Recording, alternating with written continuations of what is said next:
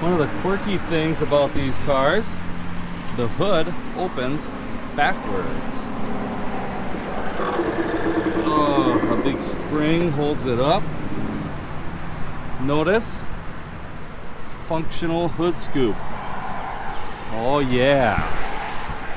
That's functional ram air right there onto this air cleaner that helps to grab the air and funnel it into the filter. This is a factory 4-barrel engine. Some of the options it has: 1956 power steering right here with the reservoir. That's pretty cool.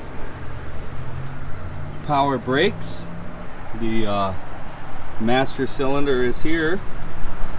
Nice big 12-volt battery. Starter solenoids there. Look at this throttle linkage. I don't know. Well, because it connects here to the transmission kickdown. So it's all spring loaded. It's kind of interesting. Distributors in the back and at an angle. That's unusual for Ford motors, as they got more modern, like a small block Ford moved the distributor up front. This is still a generator, not an alternator. Notice this fuel filter, glass fuel bowl, so you can see automatically, make sure you got fuel and make sure it's not dirty. This is back when most average people used to check their own cars and work on them. These are factory valve covers, finned aluminum. These cars were rated at 225 horsepower. You could have got a stick or an automatic. This car is the automatic. This is a full-size spare tire with a steel wheel. Then it's covered. This is a metal cover, also a metal cover, factory hubcap. This whole thing weighs a lot. So what happens is there's a lever here that's released. Just release this lever here and then it tips back. This is interesting too. This is the filler cap. So Ford made it that you could fill the fuel tank. So you tip the tire, fill the fuel tank, or you can lift the trunk lid and fill the fuel tank. So they were trying to think of everything here. A nice good sized trunk, but imagine if this big tire was sitting in here where it would sit, you'd have very little room left. The factory jack, it's a bumper jack. Let's look inside this thing. Notice the thick chrome pieces here, and the whole window is covered, surrounded with chrome. Cute little vent. These interiors were so cool because they were always two-tone. Maybe you could get a solid color, but most people wanted the two tones. And something very interesting in this car: power seat and power windows. How amazing is that? I love this machine turned aluminum. Look at, it's got an actual headliner. So the soft top is underneath this panel. So basically you would remove this hard top, keep it inside your garage or something. Then you could run with no top, or the soft top goes up and down. Power window switch over there. Look at the detail though. Padded dash, lock and glove box. This was innovative in the 50s to have a padded dash. It's got an aftermarket radial, but factory style knobs. Heater controls there. Of course, you have to have a lighter, a clock, your wipers. This is for air, left air. Oh, the horn works. Did you hear that? This is how you do the horn. This says Master Guide Power Steering. Also, power brakes on the brake pedal. Here's a tachometer.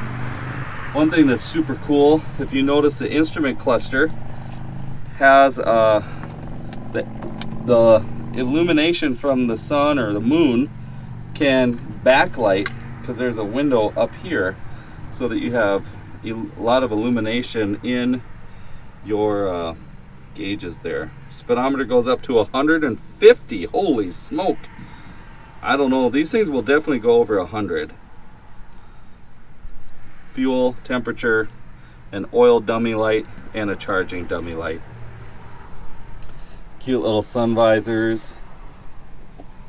These cars were just, in my opinion, way better quality than the Corvette. They were just really nice build quality. All this is stainless.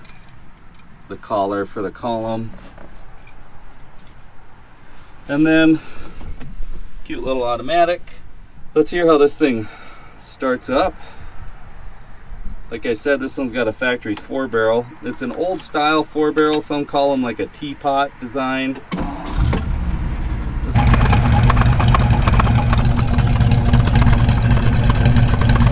I love these little fins. What a cool car. What do you think of this car? You know, it's pretty. How tall are you? Like 6'2". He's taller than me, see? Just barely. Just barely. Come on. That's Just barely. more like it. Oh my goodness. And you gotta roll your sleeves up.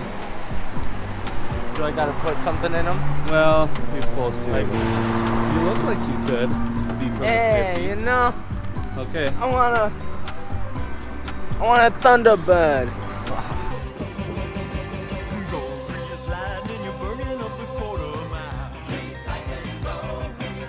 Can you get in? What do you think once you're in? You know, I don't know that I would like driving this too much. My head touches the ceiling. And then the steering wheel is kind of a little big. I'm trying to hit the brakes in a hurry. My wheel would touch my legs. Your time before my time, but I want you to see if you think it's cool. Okay. Number one, do you like the vent deflectors? Look at that. That's because these cars were designed before really everyone would order air conditioning. Super rare to ever have air. So they designed these cars to be driven with the windows down, have good airflow. So that was just so you wouldn't get buffeting. I like it. I want you to look in the grill, right down here. That, with the mesh, is ram air to go right into the heater for fresh airflow into the car. Very forward thinking. What about this? Watch that door. Get ready. What? Do you think that's cool? Does that have more airflow? Yeah. Like That is literally. actually, I would love that on modern cars because my legs get sweaty, you know, when you're just sitting there. Even with the AC on, the AC can't get all of you, so let's just have that to kind of keep it cool. Is this a door lock? Oh! You like the door lock cover? Yes, I do. I guess. But So- one thing I don't like is how this is cut. That's called the dog leg. Makes it difficult to get in. Chevys had this too. They called them the bubble top all the way into the early 60s. The windshield really wraps around.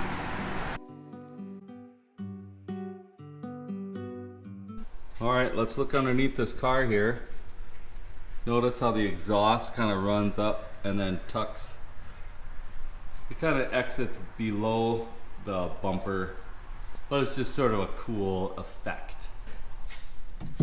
This is a very solid old car when you think it's 1956, you know, it's been around.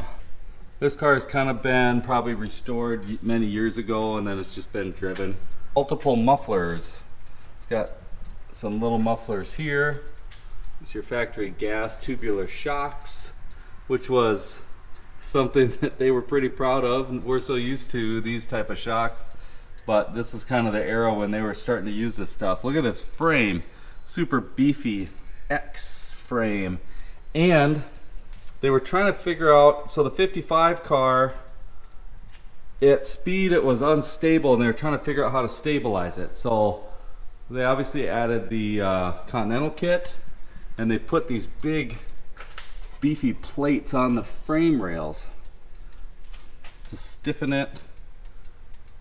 I mean, this is pretty amazing. Here's another muffler, like a glass pack style. The Blue Streak. That's cool. That's, you could tell it's got some glass packs on it. This is a transmission. Notice it's vented. That's pretty cool. A 3-speed automatic. This is the underside of this engine. Look at this, an external oil pump. That's kind of unique with this early style motor. This is the power steering system. So this is a ram that has hydraulic pressure to it, and that's how the power steering works. Look at these big control A-arms in the front. They're kind of unique, but got a factory sway bar. That's for handling. Big drum brakes. As you can tell, this car is a driver, and I appreciate that. Not all of these have to be trailer queens. This is how you take off the fender skirt in case you ever have to change the tire. Nice car. Really nice old driver. This steering wheel is a big old wheel. Here we go. Now these cars, they did race them. In fact, the 50s was early NASCAR. So they raced these on NASCAR for a couple years. These are flying mile tests. At this point, the flag is just to dress things up. Actual timing doesn't begin until the cars are 2 miles down the beach. Electric devices at each end of the mile time the cars to a fraction of a second. And the speed is recorded in the tower. The engines in these cars are the same as those used by the public, but sometimes the bodies are modified. Acceleration tests. Will Tim be there? Well, what do you think? There was a couple of these cars that were ordered with a supercharger. You could have got a factory supercharger and dual 4 barrels. That was another option. Supercharger? Yeah, What? some of these were supercharged. No way. Yep. Here is 1957 Thunderbird. This is an F-code bird. Well, and even more so, this has been brought to us by Amos Minter himself, Mr. Thunderbird. 300 horsepower out of that supercharged 312 cubic inch engine. Only 196 of these were built. Or like I said, dual 4 barrel. 4-wheel drum brakes. So an 8-barrel? Yeah, you could have.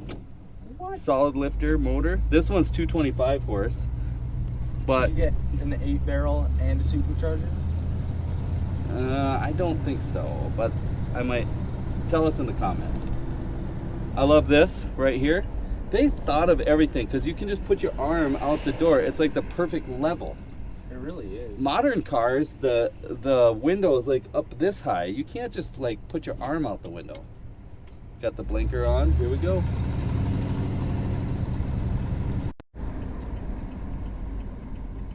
Brakes work awesome. So we're just like quarter throttle, okay? Oh, look at the blinker.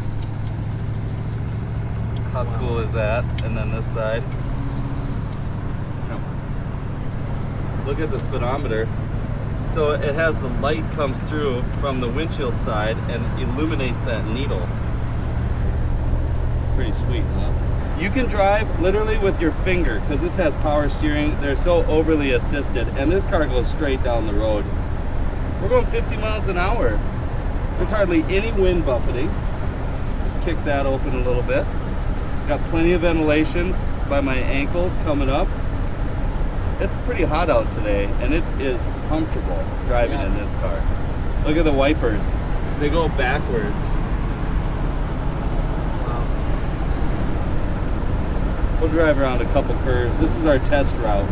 In this era, everything had to be like an airplane. So it's really is like the airplane windshield, kind of. Wouldn't you say? Like an old Cessna. We're going 55. This thing just sings. I love the look over the hood. We got kind of the sun setting. You can see that hood scoop, the tops of the fenders. Very exciting car. Very exciting. So this is the same route we drove the Mustang down. I was really excited to hit these curves with the Mustang because we're downshifting. This is not like that at all. This is more of a cruiser. It's a total different purpose. They were trying to cross with a sport enthusiast, but also someone who wanted to just daily drive this car. You could drive it.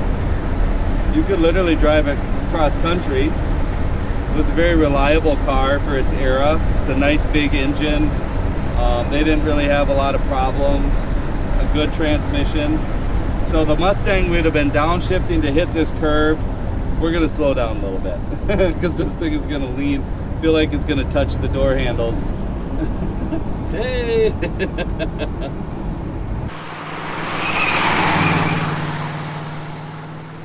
Did you hear the tires squealing?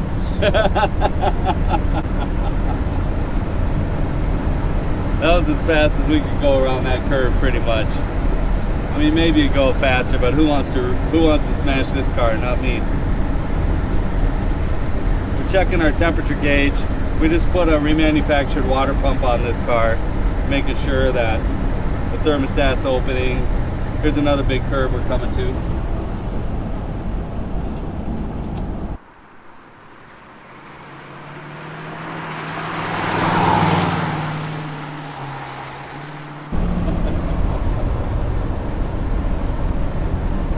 I think we should do a 0 to 60 run.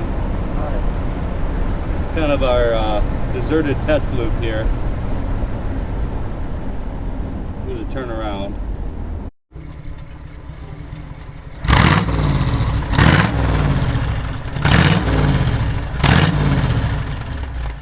Ready? 3, 2, 1, go. Got